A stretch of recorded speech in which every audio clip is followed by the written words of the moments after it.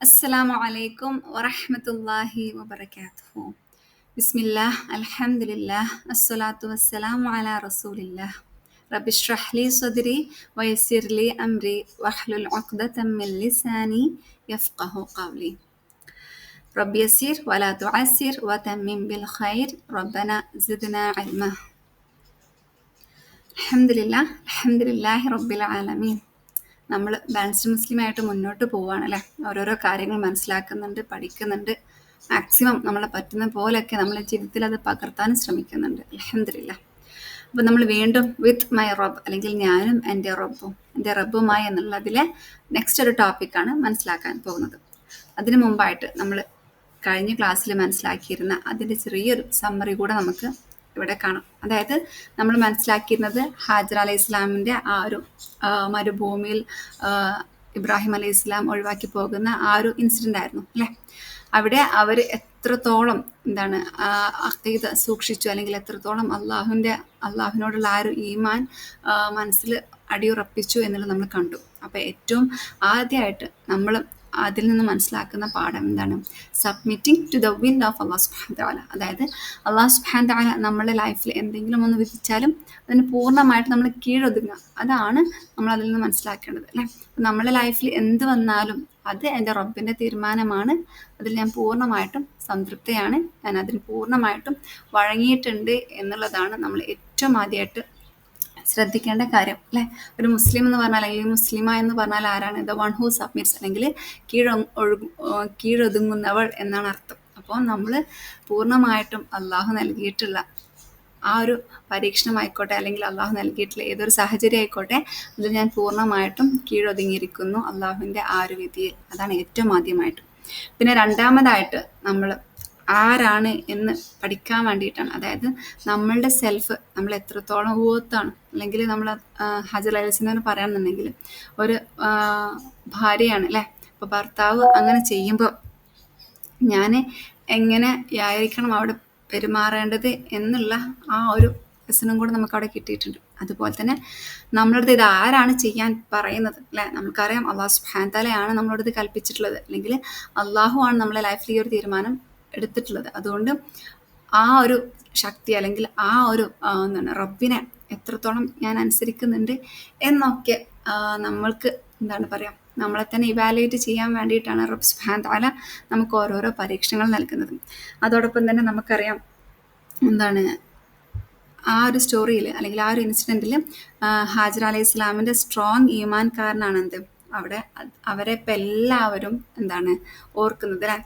ഏതൊരു വ്യക്തി ഹജ്ജിനോ ഉംറക്കോ പോവുകയാണെന്നുണ്ടെങ്കിൽ ഓട്ടോമാറ്റിക്കലി ആ സഫ മർവ കുന്നുകൾക്കിടയിൽ എത്തുമ്പോൾ ഹാജർ അലൈഹി ഇസ്ലാമിന് ഓർമ്മ വരും. സുബ്ഹാനല്ലാഹ്.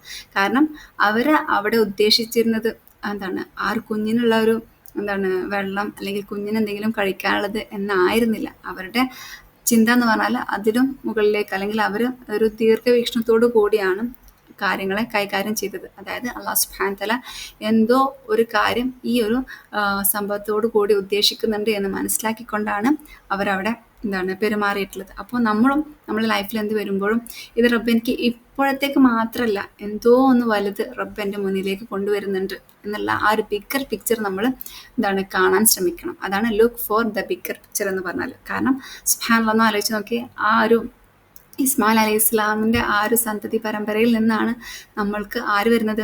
റഹ്മത്തുൻ ലിൽ ആലമീൻ, നമ്മളുടെ നബി സല്ലല്ലാഹു അലൈഹി വസല്ലമ വരുന്നത് അല്ലേ. സുബ്ഹാനല്ലാഹ്. അപ്പോൾ അത് എന്താണ് കാരണം? ഹാജർ അലൈഹി ഇസ്ലാം മക്കയിൽ സെറ്റിൽ ആയതുകൊണ്ടാണ്. അവരവിടെ സെറ്റിൽ ആയിട്ടില്ല എന്നെങ്കിൽ ഇങ്ങനെയൊന്നും ആയിരിക്കില്ല വിധി. എന്തായാലും അള്ളാഹു ആണ് വിധി എല്ലാം തീരുമാനിക്കുന്നത്. എന്നാലും അവരുടെ ആ ഒരു ഈമാൻ്റെ സ്ട്രെങ്ത് കാരണമാണ് അങ്ങനെ ഒരു നമുക്ക് എല്ലാവർക്കും റഹ്മത്തുൻ ലിൽ ആലമീനായിട്ടുള്ള പ്രൊഫറ്റ് സല്ലല്ലാഹു അലൈഹി വസല്ലമയെ നമുക്ക് ലഭിക്കാൻ കാരണമായത്. അതുപോലെ തന്നെ അവർ ആ ചെറിയൊരു കാര്യത്തിൽ സ്റ്റക്കായി നിന്നതുമില്ല. ഇനി എന്താ ചെയ്യുക റബ്ബേ എന്നല്ല, അവർ വെള്ളത്തിന് വേണ്ടിയിട്ട് തിരയാൻ തുടങ്ങി അല്ലേ. അവിടെ തന്നെ നിന്നിട്ട് വെള്ളം വന്നോളും, എന്തായാലും റബ്ബിൻ്റെ തീരുമാനമല്ലേ എന്ന് വിചാരിച്ചിരുന്നതുമില്ല. അവരവിടെ സ്റ്റക്കാകാണ്ട് അവർ രണ്ട് കുന്നുകൾക്കിടയിലും അങ്ങോട്ടും ഇങ്ങോട്ടും ഓടി. അങ്ങനെ അവരുടെ പരിശ്രമം കാരണം അള്ളാഹു സുബ്ഹാനഹു വതആല അവർക്ക് സംസം വെള്ളം കൊടുക്കുകയാണ്. സുബ്ഹാനല്ലാഹ്. അപ്പോൾ നമ്മളും നമ്മുടെ ലൈഫിൽ നമ്മളെവിടെയെങ്കിലും നമുക്ക് ഇത് റബ്ബിൻ്റെ തീരുമാനമാണ് നമ്മൾ പറഞ്ഞിരിക്കുമ്പോഴും നമ്മൾ നമ്മളുടെ ഭാഗത്ത് നിന്ന് എഫേർട്സ് എടുക്കുക. അപ്പോൾ തീർച്ചയായിട്ടും റബ്ബ് നമ്മൾ പ്രതീക്ഷിക്കാത്ത രീതിയിൽ അവിടെ ഒരു ഹയർ കൊണ്ടുവരുന്നതാണ് ഇൻഷാ അള്ളാ. അപ്പോൾ അതാണ് നമ്മൾ അവിടെ നിന്നും ഏറ്റവും ഇമ്പോർട്ടൻ്റ് ആയിട്ട് മനസ്സിലാക്കുന്നത്. അപ്പോൾ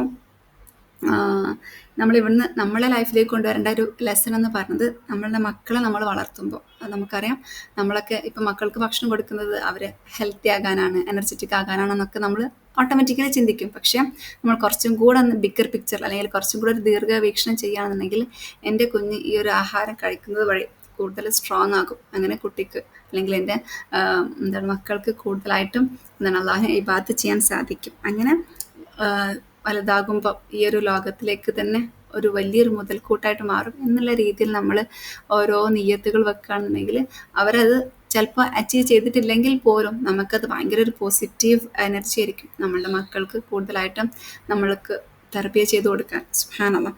അപ്പോൾ കുട്ടികൾക്ക് ഒരു കോൺഫിഡൻസ് കിട്ടും. കുട്ടികൾക്ക് നമ്മൾ ജസ്റ്റ് പറയാം, നിങ്ങൾ വലുതാകുമ്പം ഇങ്ങനെയൊക്കെ ആകണം കേട്ടോ, അല്ലെങ്കിൽ നമ്മൾ അള്ളാഹുവിൻ്റെ ദീൻ വെച്ചിട്ട് തന്നെ പറഞ്ഞു, നമ്മൾ വെറും ഡോക്ടർ ആകണം, അല്ലെങ്കിൽ എഞ്ചിനീയർ ആകണം, അല്ലെങ്കിൽ എനിക്ക് നിന്നെ അങ്ങനെ ആക്കാനാണ് ആഗ്രഹം, അത് മാത്രമല്ല പറയേണ്ടത്.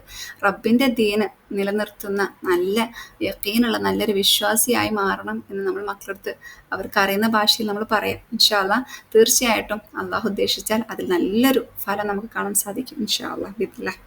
അപ്പോൾ ഇത് പറയുമ്പോൾ നമുക്ക് ദീർഘവീക്ഷണം എന്ന് പറയുമ്പോൾ ഏറ്റവും നമുക്ക് എല്ലാവർക്കും അറിയുന്ന ഒരു നല്ലൊരു സ്റ്റോറി ഉണ്ട്. അതായത് ഉമർ ഇബ്നു അബ്ദുൽ അസീസ് റളിയല്ലാഹു അൻഹുവിൻ്റെ ഗ്രാൻഡ് മദർ അല്ലെങ്കിൽ വല്യമാനെ കുറിച്ചിട്ടും. അതായത് ഉമർ റളിയല്ലാഹുവിൻ്റെ കാലത്ത് നമുക്കൊക്കെ അറിയാം അല്ലേ, പാലിൽ വെള്ളം ചേർക്കരുത് ഉമ്മ എന്ന് പറഞ്ഞിട്ടുള്ളൊരു സ്റ്റോറി അല്ലേ. അവിടെ ഉമർ റളിയല്ലാഹു അൻഹും കൂടെയുള്ള അബ്ദുല്ലാഹിബിൻ സെയ്ദ് ബിൻ അസ്ലം റളിയല്ലാഹുവിൻ കൂടെ ഇങ്ങനെ രാത്രിയിൽ മദീനയിലൂടെ നടക്കുകയാണ് ആളുകളുടെ അവസ്ഥകളൊക്കെ അറിയാൻ വേണ്ടിയിട്ട്. അങ്ങനെ ടയേർഡായപ്പോൾ എന്ത് ചെയ്തു, ഉമർ റളിയല്ലാഹു അൻഹു ഒരു മതിലിന് മേലെ ചാരി അങ്ങനെ നിന്നു. ഭയങ്കര രാത്രി നല്ല രാത്രിയാണ്, മിഡ് നൈറ്റ് എന്നൊക്കെ പറയും. അപ്പോൾ ആ സമയത്ത് അവർ കേൾക്കുകയാണെന്ത്, ഒരു സ്ത്രീ ഒരു വിമൺ അതിൻ്റെ കുട്ടിനോട് പറയുകയാണെന്ത്, മോളെ നീ എഴുന്നേറ്റിട്ട് കുറച്ച് വെള്ളം ആ പാലിൽ പോയി ചേർത്തേന്ന് പറയുന്നുണ്ട്. അപ്പോൾ മോള് പറയാണ്, ഉമ്മ നിങ്ങൾ കേട്ടിട്ടില്ലേ അമീറുൽ മുഅ്മിനീൻ, അതായത് ഉമർ ഇബ്നുൽ ഖത്താബ് റളിയല്ലാഹു അൻഹു പറഞ്ഞത് നിങ്ങൾ കേട്ടിട്ടുണ്ടായിരുന്നില്ലേ ഇന്ന്. അപ്പോൾ ഉമ്മ ചോദിച്ചു, എന്താ പറഞ്ഞത് ചോദിച്ചു. പറഞ്ഞു, അവൾ പറയാണ്, അദ്ദേഹം ഓർഡർ ചെയ്തിട്ടുണ്ട്, ഇനി മുതൽ ആരും പാലിൽ വെള്ളം മിക്സ് ചെയ്യരുത് എന്ന് അദ്ദേഹം ഓർഡർ ചെയ്തിട്ടുണ്ട് എന്ന് പറഞ്ഞു. അപ്പോൾ ഉമ്മ അതൊന്നും മൈൻഡ് ചെയ്യാണ്ട് ഉമ്മ എന്താ പറഞ്ഞത്, ഗെറ്റപ്പ്, എണീക്ക്, നീ പോയിട്ട് മിക്സപ്പ് ചെയ്യോ, വെള്ളം മിക്സപ്പ് ഒക്കെ, നീ എന്തായാലും ഉമർ റളിയല്ലാഹു കാണുന്ന ഒരു സ്ഥലത്തൊന്നല്ലല്ലോ ഇപ്പോൾ ഉള്ളത് എന്ന് പറഞ്ഞു. സുബ്ഹാനല്ലാഹ്. അള്ളാഹുവിൻ്റെ ഒരു ഒരു അവിടെയുള്ളൊരു ഹിക്മത്ത് നോക്കൂ. ഈവൻ ഉമർ റളിയല്ലാഹു അത് കാണുന്നുണ്ട്, കേൾക്കുന്നുണ്ട്, റബ്ബ് സുബ്ഹാനഹു തആല അത് കാണുന്നുണ്ട്. എന്നിട്ട് മോള് പറയാണ്, ഇല്ല ഉമ്മ, എനിക്ക് അള്ളാഹുവിനെ പബ്ലിക്കലി മാത്രം ഒബേ ചെയ്തിട്ട് ആരും ഇല്ലാത്ത സമയത്ത് അള്ളാഹുവിനെ എനിക്ക് ഡിസൊബേ ചെയ്യാൻ പറ്റില്ല, അല്ലെങ്കിൽ അള്ളാഹുവിൻ്റെ വിധി അല്ലെ അള്ളാഹുവിൻ്റെ കൽപ്പന എനിക്ക് ലംഘിക്കാൻ സാധിക്കില്ല. കാരണം അമീറുൽ മുഅ്മിനീനെ നമ്മൾ അനുസരിക്കണം എന്നുള്ളത് റബ്ബിൻ്റെ കൂടെ തീരുമാനമാണ്. അപ്പോൾ റബ്ബ് പറഞ്ഞിട്ടുള്ള കാര്യം എനിക്ക് എല്ലാവരും ഉള്ളപ്പോൾ ഞാൻ അനുസരിക്കുക, ആരും ഇല്ലാത്തപ്പോൾ ഞാനത് അനുസരിക്കാതിരിക്കാതെ എനിക്ക് പറ്റൂല ഉമ്മ എന്ന് പറഞ്ഞു. സുബ്ഹാനല്ലാഹ്. അപ്പോൾ ഇത് കേൾക്കുന്ന ഉമർ റളിയല്ലാഹു അൻഹു അബ്ദുല്ലാഹിബിൻ സെയ്ദ് റളിയല്ലാഹുവിനോട് പറയാണ്, നിങ്ങൾ അവരുടെ അടുത്ത് പോവുക, അതായത് അടുത്ത ദിവസം നിങ്ങൾ അവരുടെ അടുത്ത് പോവുക, ആരാണ് ആ കുട്ടിയെന്ന് ചോദിക്കുക, ആരാണ് ഇങ്ങനെ സംസാരിച്ചിട്ടുള്ളത്, അവർ കല്യാണം കഴിച്ചിട്ടുണ്ടോ എന്നൊക്കെ നിങ്ങളൊന്ന് അന്വേഷിക്കുക എന്ന് പറഞ്ഞു. അങ്ങനെ ഈ അബ്ദുല്ലാഹിബിൻ സെയ്ദ് ഇബ്ൻ അസ്ലം റളിയല്ലാഹു അൻഹു ആ വീട്ടിൽ പോവാണ്. അങ്ങനെ അന്വേഷിച്ചപ്പം ആ ഉമ്മാൻ്റെ ഹസ്ബൻഡ് മരിച്ചിട്ടുണ്ട്, അതുപോലെ തന്നെ അവർക്ക് ഒരു മോൾക്ക് ഹസ്ബൻഡും ഇല്ല. അങ്ങനെ ഉമർ റളിയല്ലാഹു അൻഹുവിൻ്റെ അടുത്ത് പറഞ്ഞു, ഇതാണ് സംഭവം എന്ന് പറഞ്ഞു. അങ്ങനെ ഉമർ റളിയല്ലാഹു അൻഹു എന്ത് ചെയ്തു, അവരുടെ 3 മക്കളെ വിളിച്ചു വരുത്തി, നിങ്ങൾക്ക് ആർക്കെങ്കിലും ഒരു ഭാര്യയെ ഇപ്പോൾ ആവശ്യമുണ്ടോ, അങ്ങനെയാണെങ്കിൽ ഞാൻ നിങ്ങൾക്ക് കല്യാണം അറേഞ്ച് ചെയ്ത് തരാമെന്ന് പറയുന്നുണ്ട്. അപ്പോൾ നിങ്ങൾ ആരും കല്യാണം കഴിക്കുന്നില്ല എങ്കിൽ, അല്ലെങ്കിൽ എനിക്ക് അങ്ങനെ ഒരു ആഗ്രഹം ഉണ്ടായിരുന്നെങ്കിൽ ഞാൻ ആയിരിക്കും ആ ഒരു സ്ത്രീയെ ഏറ്റവും ആദ്യം കല്യാണം കഴിച്ചിരുന്നത് എന്ന് ഉമർ റളിയല്ലാഹു അൻഹു പറഞ്ഞു. അതായത് അത്രയ്ക്കും നല്ല സ്ത്രീയാണ് എന്ന് അറിയിക്കാൻ വേണ്ടിയിട്ടാണ് ഉമർ റളിയല്ലാഹു അൻഹു ഇത് പറയുന്നത്. അങ്ങനെ അദ്ദേഹത്തിൻ്റെ ഒരു മോൻ പറഞ്ഞു, അബ്ദുള്ള പറഞ്ഞു, എനിക്ക് വൈഫുണ്ട് അതുകൊണ്ട് എനിക്ക് വേണ്ടെന്ന് പറഞ്ഞു. അതുപോലെ തന്നെ അബ്ദുറഹ്മാൻ അടുത്ത മകനും പറഞ്ഞു, എനിക്ക് വൈഫുണ്ട് അതുകൊണ്ട് എനിക്കും വേണ്ട എന്ന് പറഞ്ഞു. പിന്നെ 3ാമതായിട്ടുള്ള ആൾ പറഞ്ഞു, ആസിം എന്നാണ് അദ്ദേഹത്തിൻ്റെ പേര്. എനിക്കെന്തായാലും ഭാര്യയില്ല, സോ ഞാൻ അവരെ കല്യാണം കഴിച്ചോളാം എന്ന് പറഞ്ഞു. അങ്ങനെ ഉമർ റളിയല്ലാഹു അൻഹു ആ കല്യാണത്തിന് അറേഞ്ച് ചെയ്തു. അങ്ങനെ അവർക്ക് രണ്ടുപേർക്കും, അതായത് ഈ എന്താണ് മോൾക്കും അതുപോലെ തന്നെ ഉമർ റളിയല്ലാഹു അൻഹുവിൻ്റെ മോനായിട്ടുള്ള ആസിം, അവർക്ക് രണ്ടുപേർക്കും ഒരു പെൺകുട്ടി ഉണ്ടായി. ആ പെൺകുട്ടി വളർന്ന് വലുതായിട്ട് എന്താണ് ആ കുട്ടിക്ക് ഒരു മോൻ ജനിക്കുകയാണ്. അവരുടെ പേരാണ് ഉമർ ഇബ്ൻ അബ്ദുൽ അസീസ് റളിയല്ലാഹു അൻഹു. സുബ്ഹാനല്ലാഹ്. അവരാണ് എന്ത് നമ്മുടെ അഞ്ചാമത്തെ ഖലീഫ. സുബ്ഹാനല്ലാഹ്. അപ്പോൾ ആലോചിച്ച് നോക്കും, ആ ഒരു എന്താണ് ഉമർ റളിയല്ലാഹു അൻഹു അവിടെ ജസ്റ്റ് എന്താണ് ആ കുട്ടീനെ എല്ലാവരുടെയും മുന്നിൽ വിളിച്ച് എന്താണ് അവർക്ക് വല്ല പാരിതോഷികമോ അല്ലെങ്കിൽ ഭയങ്കര വലിയ ഗിഫ്റ്റോ ഒന്നുമല്ല കൊടുക്കുന്നത്. അദ്ദേഹം ദീർഘവീക്ഷണത്തോടു കൂടി ഈ കുട്ടി സൊസൈറ്റിക്ക് ആവശ്യമുള്ളതാണ്, ഈ കുട്ടി വളർന്നു വലുതായാൽ എന്തായാലും എന്താണ് ഇസ്ലാമിനെ നല്ല ശക്തിപ്പെടുത്തുന്ന ഒരു കാര്യം ഈ കുട്ടിയിൽ നിന്ന് ഉണ്ടാകും എന്നൊക്കെ മനസ്സിലാക്കിയിട്ടാണ് എന്ത് ഉമർ ബിൻ അൽ ഖത്താബ് റളിയല്ലാഹു അൻഹു ഇങ്ങനെ ഒരു തീരുമാനം എടുത്തത്. അതും സ്വന്തം മകനെ കൊണ്ട് ആ കുട്ടിയെ കല്യാണം കഴിപ്പിക്കുകയാണ്. സുബ്ഹാനല്ലാഹ്. എന്നിട്ട് ആ കുട്ടി വഴി എന്താണ് ഒരു മോള് ജനിക്കുകയും അങ്ങനെ ആ മോൾക്ക് ഉണ്ടാകുന്നതാണ് ഉമർ ഇബൻ അബ്ദുൽ അസീസ് റളിയല്ലാഹു അൻഹു. സുബ്ഹാനല്ലാഹ്. അപ്പോൾ നമ്മൾ ഇവിടെ ആലോചിക്കേണ്ടത്, ഇപ്പോൾ നമ്മളുടെ മക്കൾ ചിലപ്പോൾ നമ്മൾ വിചാരിച്ച ആ ഒരു കാര്യത്തിലേക്കൊന്നും എത്തിയിട്ടില്ലെങ്കിൽ പോലും ഇൻഷാ അല്ലാഹ് വരും തലമുറയിൽ ചിലപ്പോൾ നമ്മൾ പ്രതീക്ഷിക്കാത്ത രീതിയിൽ അല്ലാഹു സുബ്ഹാനഹു തആല ഹൈർ വരുത്തുന്നുണ്ടാകും. അപ്പം നമ്മൾ എന്ത് കാര്യം ഇപ്പോൾ ചെയ്യുമ്പോഴും നമ്മൾ എന്തിലേക്കാണ് ഫോക്കസ് കൊടുക്കേണ്ടത്? നമ്മൾ ഫ്യൂച്ചറിലേക്ക് ഈ ഒരു കുഞ്ഞ് കാരണം ഇസ്ലാമിന് എന്തെങ്കിലും ഇസ്ലാമിനെ ശക്തിപ്പെടുത്തുന്ന എന്തെങ്കിലും ഒരു കാര്യം ഉണ്ടാകണം എന്നുള്ളൊരു ആഗ്രഹത്തോട് കൂടിയായിരിക്കണം നമ്മൾ ചെയ്യുന്ന എല്ലാ കാര്യവും. ഇപ്പം നമുക്കറിയാം, ചില ആളുകളൊക്കെ മക്കളെ ഹിഫ്ളിന് പഠിപ്പിക്കുന്നുണ്ട്. അതെന്തിനു വേണ്ടിയിട്ടാണ്? അത് നമുക്കറിയാം നാളെ പരലോകത്തേക്ക് നമുക്കുള്ളൊരു മുതൽക്കൂട്ടാണ് അല്ലേ. ആ ഒരു മക്കൾ കാരണം നമ്മൾ മാതാപിതാക്കൾക്ക് കിരീടം റബ്ബ് വെക്കുന്നുണ്ട്. സുബ്ഹാനല്ലാഹ്. അപ്പോൾ നമ്മൾ എന്ത് ചെയ്യുമ്പോഴും ദീർഘവീക്ഷണത്തോടു കൂടി ചെയ്യുകയാണെന്നുണ്ടെങ്കിൽ നമ്മൾക്കതൊന്നും അതെന്താ പറയുക അവിടെ തന്നെ സ്റ്റോപ്പായി പോകില്ല. പക്ഷെ നമുക്കറിയാം, നമ്മുടെ നാട്ടിലൊക്കെ ആരെങ്കിലും നല്ലൊരു പ്രവൃത്തി ചെയ്യുകയാണെന്നുണ്ടെങ്കിൽ എല്ലാവരും വിളിച്ചു വരുത്തി അവർക്ക് ജസ്റ്റ് ഒരു ഉപഹാരമോ മെഡലോ എന്തെങ്കിലും കൊടുത്തിട്ട് അതോടുകൂടി അത് അവിടെ അവസാനിക്കുകയാണ്. പക്ഷേ ഇനിയും ഭാവിയിൽ ഇതുപോലെ കുറേ ആളുകൾ വരണം എന്നുണ്ടെങ്കിൽ നമ്മൾ എന്ത് ചെയ്യണം? ആ വ്യക്തിയെ അല്ലെങ്കിൽ ആ ഒരു ആളെ എന്തിലേക്കെങ്കിലും നമ്മൾ എന്താ പറയുക എത്തിക്കണം. അല്ലെങ്കിൽ അവർ കാരണം എന്തെങ്കിലും ഇനിയും ഉണ്ടാകുന്ന രീതിയിൽ നമ്മൾ എന്താക്കണം? ആ ഒരു കാര്യത്തെ ചേഞ്ച് ആക്കണം. എന്നാൽ മാത്രമാണ് നമ്മൾ വിചാരിച്ച പോലെ നമ്മളുടെ ഇസ്ലാമിനെ കൂടുതൽ ശക്തിപ്പെടുത്താനൊക്കെ സാധിക്കുള്ളൂ. അപ്പോൾ അതാണ് ലോങ് ടേം വിഷൻ നമ്മൾ എപ്പോഴും കീപ്പ് ചെയ്യണം എന്നുള്ളത്. ഇപ്പോൾ ഒരു ഉദാഹരണമായിട്ട് പറയുകയാണെങ്കിൽ നമുക്കൊരു ടീച്ചറിൻ്റെ എക്സാമിന് എടുക്കാം. ഇപ്പോൾ ചെറിയ ക്ലാസ് LKG UKG ആ ക്ലാസ്സിലൊക്കെ ഒരു ടീച്ചറിൻ്റെ അടുത്ത് വിചാരിക്കുക. അപ്പോൾ ആ കുട്ടികൾക്ക് ഭയങ്കരമായിട്ട് ഇമ്പാക്റ്റ് ഉണ്ടാക്കി. അപ്പോൾ ആ കുട്ടികൾ UKGയിൽ പോയപ്പോഴും ആ ടീച്ചറാണ്, പിന്നെ 1ലും 2ലും അങ്ങനെ കുട്ടികൾ 5ാം ക്ലാസ്സിലൊക്കെ എത്തുമ്പോൾ ഈ സെയിം ടീച്ചറാണ്. ഫസ്റ്റിൽ ഭയങ്കര ഇമ്പാക്റ്റ് ആണെങ്കിലും പിന്നെ കഴിയുമ്പോൾ ഇമ്പാക്റ്റ് കുറച്ച് കുറയും അല്ലേ.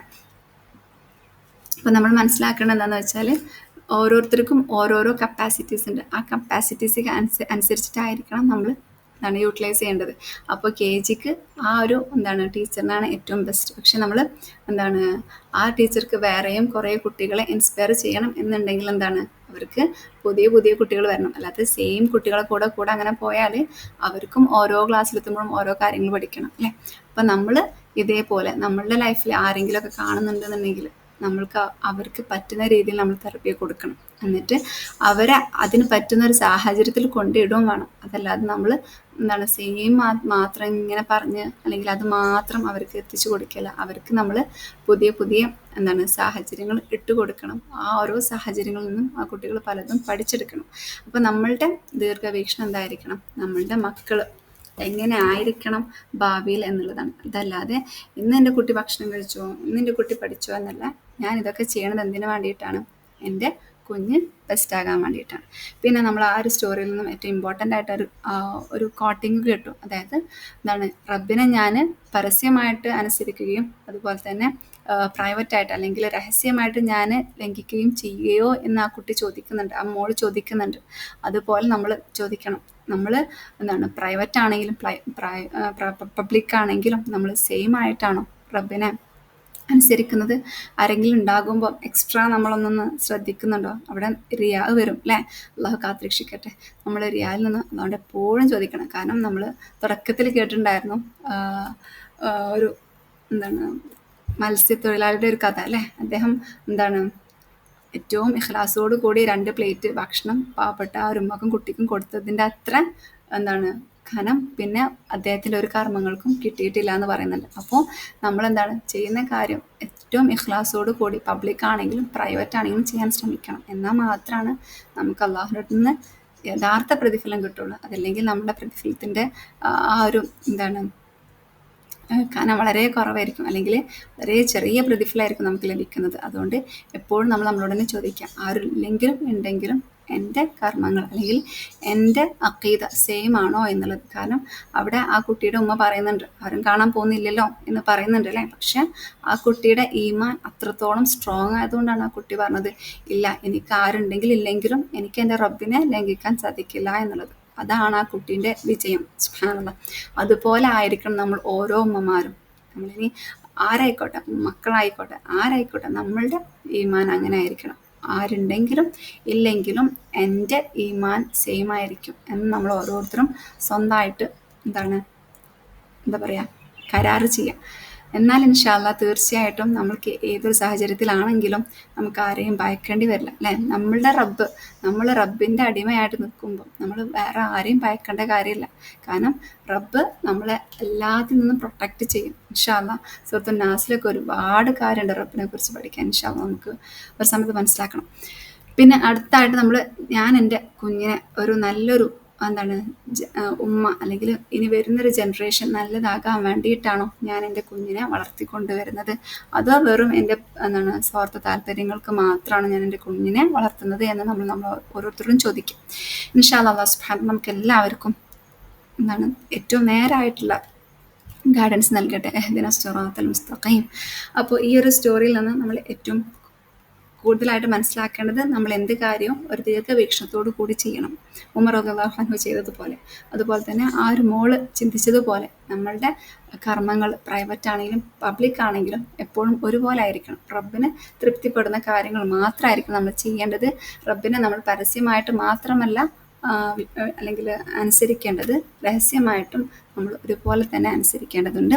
പിന്നെ അടുത്തായിട്ട് നമ്മൾ മനസ്സിലാക്കിയത്, എൻ്റെ കുഞ്ഞിനെ ഞാൻ എങ്ങനെയാണ് വളർത്തുന്നത്, എന്തിനു വേണ്ടിയിട്ടാണ് വളർത്തുന്നത്, നമുക്ക് എന്തെങ്കിലും ലക്ഷ്യമുണ്ടോ, ഇതൊക്കെ നമ്മൾ നിരന്തരം ചോദിക്കുക.